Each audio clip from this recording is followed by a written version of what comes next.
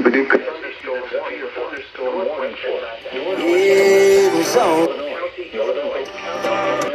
southeastern Jackson County, Illinois, until 6 p.m. At 5:11 p.m. A severe thunderstorm was located near New Columbia. Weather Service in Paducah has issued a severe thunderstorm warning for northwestern Massac County, Illinois.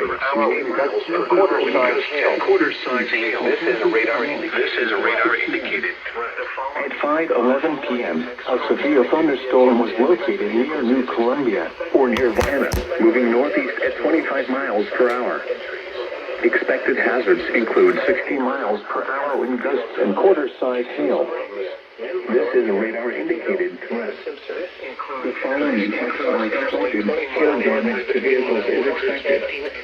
Expect wind damage to roofs, siding, and trees. Locations impacted include Illinois, Massac, and Polk.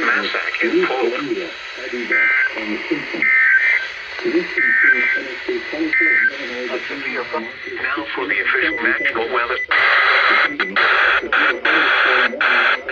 Showers with the following counties in Illinois: Johnson, Massac, and Pope.